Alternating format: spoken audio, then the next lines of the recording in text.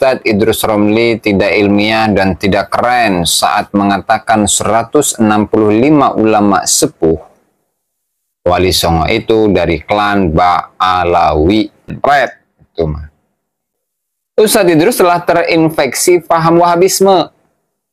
Dari ini kita bisa memaklumi kondisi psikologis beliau.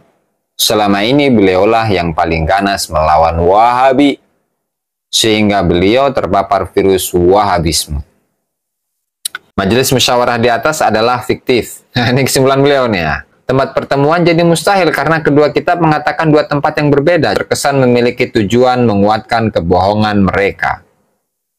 5. Ba'alawi di masa lalu sudah membidik pondok pesantren Sidogiri sebagai tameng kedustaan mereka dengan banyak alasan.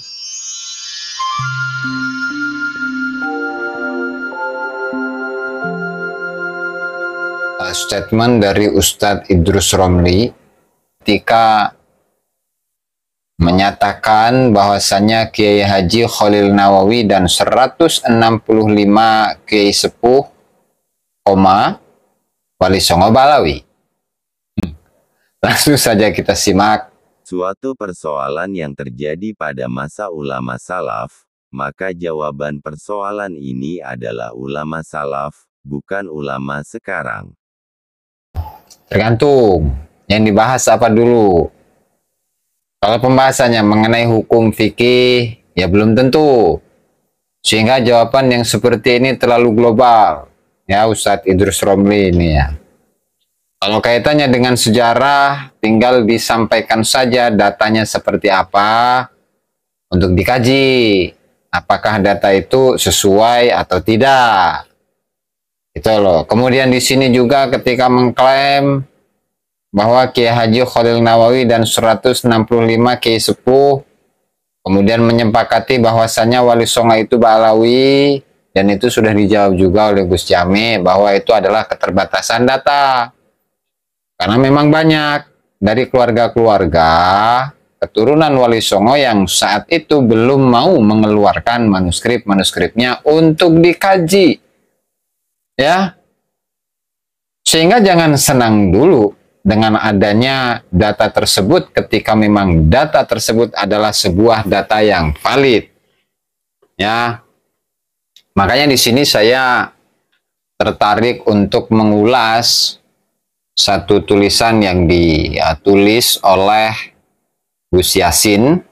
Redaksinya adalah sebagai berikut. Ustadz Idrus Romli tidak ilmiah dan tidak keren saat mengatakan 165 ulama sepuh Wali Songo itu dari klan Ba'alawi oleh Gus Muhammad Yasin Al-Beranangi Al-Liqai, ditulis pada tanggal 20 bulan Juni 2024 jam 20.18 ya, jam 8:18 malam. Ustadz Idrus mengatakan yang bukan ulama harus minggir karena umat ini ikut ulama, bukan ikut yang bukan ulama. Dan sekarang kalau ada ulama yang berpandangan lain maka minggir juga, nggak diikuti. Mengapa? Karena berbeda dengan ulama yang dulu. Dan ini akan kita bicarakan pada kali ini, dan ini sangat ilmiah dan sangat dalam Islam. Kaidahnya sangat ilmiah. Maka tanggapan dari beliau ya, Gus Yasin. Ini langsung saja tanggapan-tanggapan saja yang akan saya ulas ya. Ustadz Idrus menyatakan ulama yang memiliki pandangan berbeda dengan ulama terdahulu harus minggir dan tidak boleh diikuti. Itu berarti ulama yang dulu pasti benar. Sedangkan ulama yang datang kemudian pasti salah, pukul rata tentang apapun, tidak melihat dalil-dalil dari kedua ulama. Penulis menyampaikan, pernyataan Ustadz Idrus tidak berdasar dalam kajian ilmiah. Tidak pernah ditemukan adanya doktrinasi dan egoisme. Pertanyaan dan pendapat Ustadz Idrus tadi hanya doktrin dan OG pribadi. Karena realita yang sebenarnya tidak demikian. Para ulama terdahulu dalam faham Ahlussunnah wal Jamaah terdapat perbedaan dan dalam respon kebanyakan hal. Para pembaca lebih tahu tentang itu, yakin akan kebenaran pendapat yang dimiliki, dan menganggap orang lain lain tidak berarti merupakan salah satu pola pikir Wahabi. Ustadz Idrus telah terinfeksi paham Wahabisme. Dari ini kita bisa memaklumi kondisi psikologis beliau. Selama ini beliaulah yang paling ganas melawan Wahabi, sehingga beliau terpapar virus Wahabisme. Dalam unggahan video tersebut, Ustadz Idrus juga menyertakan postingan lama yang menjelaskan bahwa Wali Songo adalah Ba'lawi, kata beliau. Begini tutur beliau, keputusan Bahsu Masail tersebut dipublikasikan dalam berbagai kitab berbahasa Arab di Timur Tengah. Di antaranya kitab Al-Madkhul ila Tarikhil Islam fi Syarqil Aqsa, karya Said Ali bin Tahir Al-Haddad, Mufti Johor, Malaysia. Kitabnya Ba'lawi juga. Isi keputusannya adalah keputusan Majelis Musyawarah dalam pertemuan Majelis Musyawarah pada tanggal 8 Dzulhijjah 1383 Hijriah atau 30 April 1962 di Sidogiri dan diikuti oleh 165 ulama kaum muslimin. Pertemuan memutuskan dan menyampaikan ke berbagai pihak yang resmi bahwa Sadah Alawiyin dari Hadramut yang bermadzhab Syafi'i adalah orang-orang yang menyebarkan Islam di Nusantara. Keputusan ini ditandatangani oleh Ketua Kiai Haji Ahmad Khalil Nawawi dan Wakil Sekretaris Abdul Ghani Ali. Kemudian Ustadz Idrus mengatakan dari keputusan ini ada dua hal yang bisa kita ambil. Satu, bahwa ulama dahulu itu mengakui bahwa Sadah Ba'lawi nasabnya memang sahih, betul, nggak perlu diragukan. Makanya dibilang Sadah Alawiyin. Dan di sini juga dikatakan bahwa Sadah Alawiyin itu memang termasuk kakek-kakeknya Wali Songo. Subhanallah. Ini kan dulu gitu kan, karena belum adanya atau belum dikeluarkannya data-data, catatan-catatan dari para keturunan Dzurriyyah Wali Songo. Sehingga jika memang itu terjadi pertemuan itu, maka ya kesimpulannya itu ya sesuai dengan data-data yang ditemukan saat itu. Karena apalagi di sini adalah tahun 1962 itu zaman atau masa yang masih berdekatan dengan masa kemerdekaan. Itu kemudian juga untuk keturunan Wali Songo itu sendiri, mereka itu saat itu ya mengikuti petuah dan juga pesan dari kakek-kakeknya, mbah-mbahnya untuk tidak sampai membuka manuskrip-manuskrip yang menjadi peninggalan dari leluhur-leluhur mereka. Sehingga nggak berani untuk membuka manuskrip tersebut dan isinya apa, itu juga pun tidak mereka ketahui. Ya, baru kemudian dengan adanya polemik nasab Ba'lawi ini, nah kemudian mereka barulah berani untuk membuka manuskrip-manuskrip tersebut, yang pada kesimpulannya adalah bahwa nasab Wali Songo itu tidak disambungkan kepada Ba'lawi. Nah, karena untuk pemba'lawian Wali Songo itu sendiri itu baru muncul, atau nasab Wali Songo yang versi Ba'lawi itu baru muncul pada tahun 1850 sesuai penuturan dari Kiai Haji Agus Sunyoto. Ya, oke, lanjut kembali kepada analisa dari Gus Yassin ini ya. Analisa penulis ya, satu, menjadikan keputusan Majelis Musyawarah sebagai dalil Sadah Alawiyin dari Hadramut. Titik dua, menyebarkan Islam di Nusantara. Padahal sudah kita ketahui bahwa kedatangan mereka itu ya terjadi pada akhir-akhir abad ke-18 ya. Abad ke-18 akhir. Dan itu pun didatangkan oleh Belanda. Dan itu pun juga kedatangan mereka adalah untuk apa? Untuk bekerja, untuk mencari nafkah di bumi Nusantara ini. Itu ya, dan itu sesuai dengan penuturan yang disampaikan oleh Habib Muhsin As-Segaf di dalam kitabnya Al-Istizadah min Akhbaris Sadah. Lanjut. Yang kedua, menjadikan keputusan Majelis Musyawarah sebagai dalil Sadah Alawiyin dari Hadramut bermadzhab Syafi'i. Tiga, waktu pertemuan Majelis Musyawarah tanggal 8 Dzulhijjah 1382 Hijriah atau 30 April 1962. Kemudian yang keempat, tempat pertemuan Majelis Musyawarah Sidogiri. Yang kelima, yang dari Hadramut menyebarkan Islam di Nusantara adalah Sadah Alawiyin. Yang keenam, Majelis Musyawarah di atas diketahui oleh Kiai Haji Ahmad Khalil Nawawi dan Wakil Sekretaris Abdul Ghani Ali. Yang ketujuh, pengarang kitab adalah seorang Ba'lawi. Nah, ini adalah analisa ya dari Gus Yassin Al-Branangi Al-Liqai. Lanjut. Lalu bagaimana tanggapan dari Gus Yassin ini dalam menanggapi kesimpulan-kesimpulan yang disampaikan oleh Ustadz Idrus Romli dalam videonya? Nah, simak saja. Tanggapan penulis 1A. Ada AA-nya segala ini. Siapa saja nama penyebar Islam tersebut? Ya susah Gus ini buat nyarinya. Kedua, B ya, 1B ini. Tahun berapa penyebaran Islam dilakukan? Ya susah, karena Mang Ba'alawi datang ke Indonesia kan pada abad ke-18 akhir. Ya. Kemudian 1C, dimulai dari daerah mana penyebaran Islam dimulai? Susah juga ini. 1D, sebutkan dalil, kitab sejarah atau lainnya yang menjadi rujukan majelis musyawarah dalam keputusannya. Nggak bakalan nemu, karena datanya itu pun disebutkan dalam kitab-kitabnya Ba'alawi. Oke. Kemudian 2A, bukti apa yang menunjukkan bahwa mereka bermadzhab Syafi'i? Nggak bakalan nemu juga ya. Kemudian 2B, siapa nama murid mereka yang dikenal masyarakat sekitar? Jelas, susah ini untuk menemukannya ya. Kemudian yang ketiga A, konversi 30 April 1962 adalah Senin 25 Dzulqa'dah 1981, bukan 8 Dzulhijjah 1382 Hijriah. Kemudian 3B, konversi 8 Dzulhijjah 1382 adalah Kamis 2 Mei 1963 M Masehi, bukan 30 April 1962. Dan perlu diingat, perlu dicatat bahwasannya untuk tahun 1962 itu sendiri ya, itu Habib Alwi bin Thahir itu meninggalnya pada bulan Desember 1962 ya, pada tahun 1962 bulan Desember ya. 3C, jadi menurut Ustadz Idrus yang benar yang mana? Ya ini pilihannya, silakan Ustadz Idrus untuk memilihnya.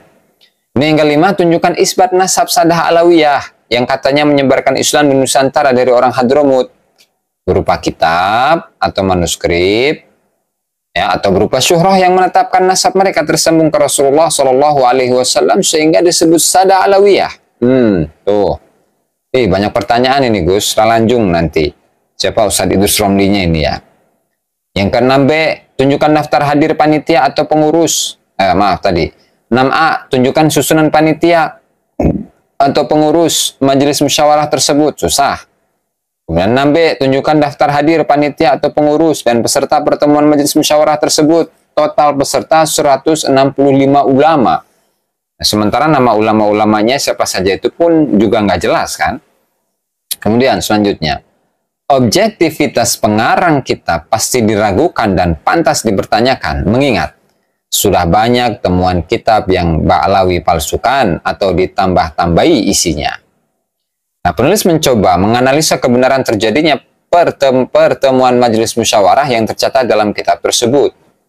Nah, di mana pengarang kitab adalah orang yang berdomisili di Johor, Malaysia dan menjabat sebagai mufti. Tadi yang saya katakan ya, di Johor, Malaysia, dan beliau meninggal pada bulan Desember 1962. Kemudian orang di seberang lautan mencatat, tapi tak satu pun orang di sekitar mengetahui adanya pertemuan. Subhanallah. Ini gimana ceritanya ini Gus? Waduh. Oke, lanjut ya. Ustadz Idrus mengatakan di kitab Ashraf Hadramut, karya Profesor Dr. Muhammad Hasan Al-Idrus, lagi-lagi kitab Ba'alawi.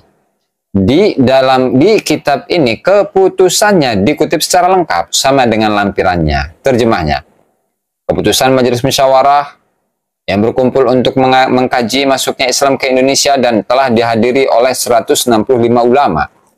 Keputusan ini disusun dalam bentuk surat yang tembusannya dikirim kepada Menteri Agama Jakarta, Menteri Perhubungan Antar Ulama di Jakarta, Direktur Kantor Informasi Agama Surabaya, dan yang keempat, Direktur Kantor Informasi Agama Pasuruan, nomor 63, perihal masuknya Islam ke Indonesia, Pasuruan 21 Mei 1963. Kepada yang terhormat Ketua Seminar Sejarah Masuknya Islam ke Indonesia, Assalamualaikum warahmatullahi wabarakatuh. Dengan segala hormat, kami atas nama Majelis Musyawarah menyampaikan dengan segala hormat bahwa Majelis Musyawarah dalam perayaan yang ketiga di Gedung Jangkuyang, Fordang, Sidoarjo pada tanggal 8 Dzulhijjah 1382 Hijriah atau 30 April 1962 Masehi yang dihadiri oleh sekitar 165 ulama. Setelah memperhatikan, meneliti, dan menyimpulkan mengenai tema di atas, majelis tersebut memutuskan serta menguatkan bahwa yang pertama kali memasukkan Islam ke Indonesia adalah para Sadah Alawiyin dari Hadramut yang mengikuti mazhab Syafi'i. Hal ini kami harapkan agar dimaklumi dan dilaksanakan sebagaimana mestinya, dan terima kasih. Wassalamualaikum warahmatullahi wabarakatuh.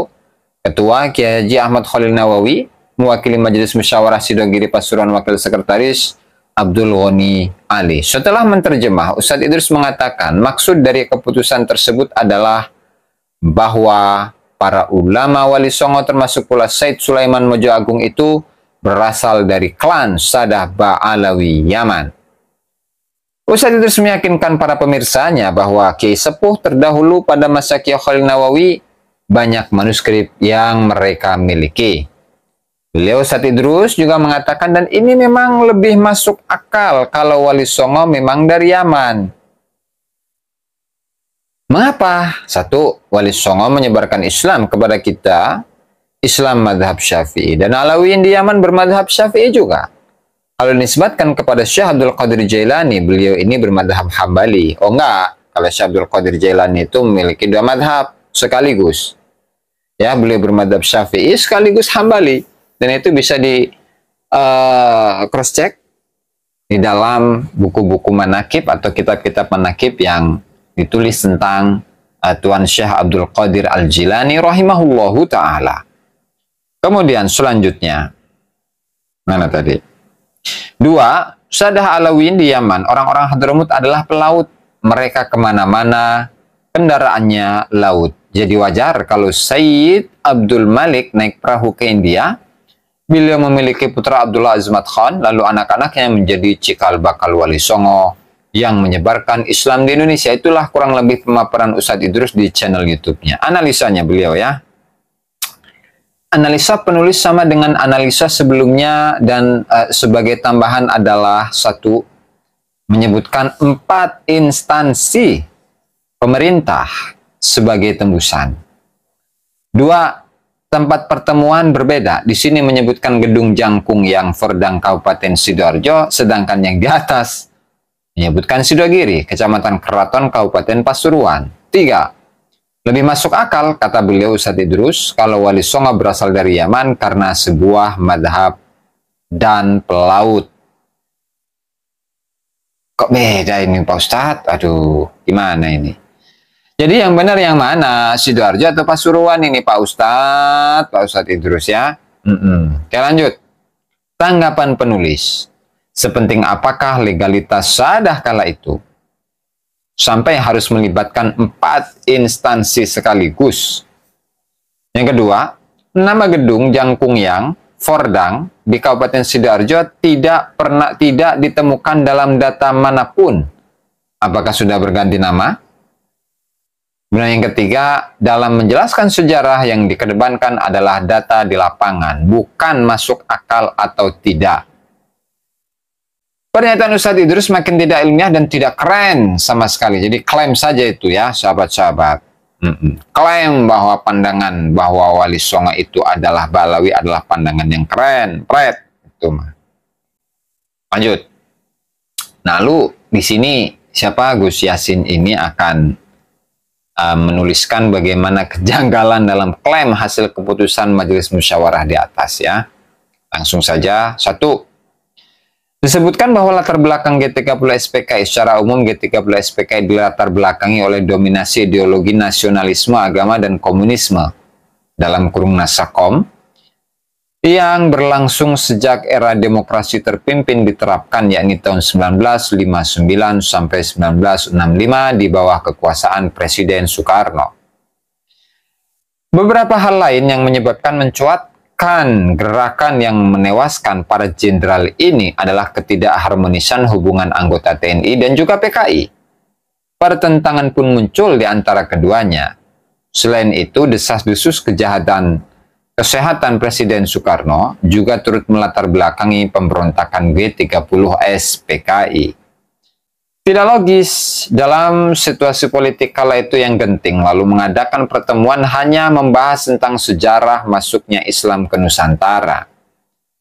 Bukankah kita baru merdeka? Jadi kalau dihitung tahun 1962, berarti baru berapa itu? 12 tahun ya? 45, 55, 65. Baru ya belasan tahun lah ya, 17 tahunan. Ya. Dan kelompok PKI sedang mengacak-acak negara serta membunuh ratusan ulama dan ribuan rakyat. Para ulama dijaga ketat oleh para santri dan masyarakat. Tidak mungkin mengumpulkan ulama sebanyak 165 orang dalam situasi ini. Tentu korban keganasan PKI dari kalangan ulama Pasuruan akan lebih banyak dari data sekarang. Dalam peristiwa G30 SPK ada 5 ulama besar di kota Bangil, Pasuruan, Jawa Timur yang merupakan benteng penjaga kota Bangil dan melawan keganasan gerakan PKI. Di antaranya Ki Haji Abdul Syakur Adnan, pimpinan Ponpes Salafiyah Riyadul Ulum, Kidul Dalem Bangil. Yang kedua Ki Haji Ahmad Rahim Rohani, pimpinan Ponpes Putri Salafiyah Kauman Bangil. Yang ketiga Ki Haji Abdul Mu'ti, pimpinan Ponpes Salafiyah Tanwirul Hijah Gempeng Bangil. Yang keempat Ki Haji Mas Mustajab dari desa Bendo Mungal Bangil. Yang kelima Ki Haji Ahmad Khalili dari Ponpes Salafiyah Cangaan Gempeng Bangil. Itu untuk analisa pertama ya, atau kejanggalan pertama ya. Nah, kemudian dalam kejanggalan yang kedua, dari 1962 sampai 1966, Soekarno menggelar politik konfrontasi melawan Malaysia. Ia menganggap pendirian Federasi Malaysia termasuk Malaka, Singapura, dan wilayah Kalimantan yang sebelumnya dikuasai Inggris, yang mencakup Sarawak dan Sabah, sebagai kelanjutan dari pemerintah kolonial. Hubungan Indonesia dan Malaysia sedang memanas kala itu tidak mungkin terjadi tukar informasi apalagi hanya sekedar hasil pertemuan sebuah majelis musyawarah. Jadi hanya sekedar majelis musyawarah, ya bahsul masail acan gitu ya. Lanjut. 3. Tidak ada nama gedung Jangkung yang ada adalah gedung Jangkung. Tidak ada namanya Fordang di Sidoarjo, yang ada adalah Podang. 4. Ditemukan ada 2 tempat pelaksanaan pertemuan majelis musyawarah, 1 Sidogiri, Kecamatan Keraton Kabupaten Pasuruan, dan gedung Jangkung Fordang Kabupaten Sidoarjo. 5. Ditemukan tanggal yang berbeda dalam konversi tahun Hijriah dan Masehi. Nah, kesimpulan sementara penulis, 1, itu Gus Yassin ya. Majelis musyawarah di atas adalah fiktif. Nah, ini kesimpulan beliau nih ya. Karena memang tidak bisa untuk menguatkannya dengan data. 2. Tanggal pertemuan ditulis asal-asalan dan ngawur, salah konversi antara tahun Hijriah dan Masehi. 3. Tempat pertemuan jadi mustahil karena kedua kitab mengatakan 2 tempat yang berbeda. Jarak tempuh antara keduanya terbilang cukup jauh, jelas jauh lah. Kalau sekarang saja 2 jam lebih, apalagi zaman dulu. 4. Keputusan pertemuan tersebut terkesan memiliki tujuan menguatkan kebohongan mereka. 5. Balawi di masa lalu sudah membidik pondok pesantren Sidogiri sebagai tameng kedustaan mereka dengan banyak alasan. Alasan utamanya adalah usia pondok pesantren Sidogiri yang termasuk tertua di Nusantara.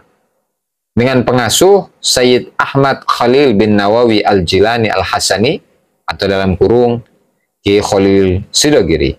6. Mau tidak mau, senang tidak senang dari semua pihak, Trah Mbah Said Sulaiman, salah satunya keluarga pesantren Sidogiri, dan Trah Semendi Pasuruan dipastikan menjadi arena perang narasi polemik nasab tesis Kiai Haji Imaduddin. 7. Untuk Ustadz Idrus Romli berkewajiban memberikan jawaban atau klarifikasi dengan semua keiskalan ini.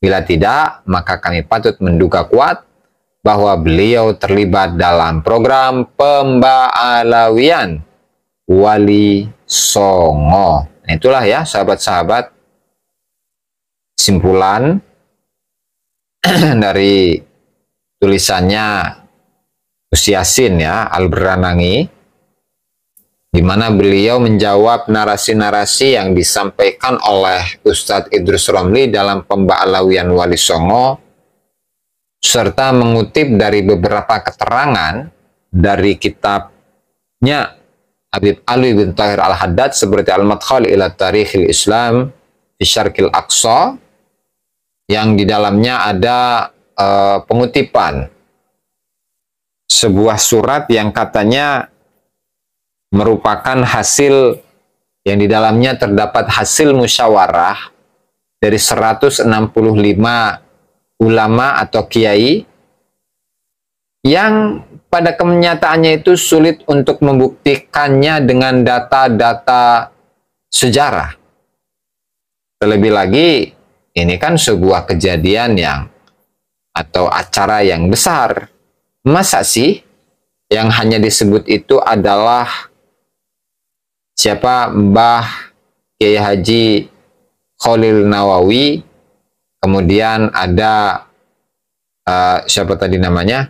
Mbah Mukti Ali atau siapa tadi? Oh, saya sampai lupa itu. Sebentar.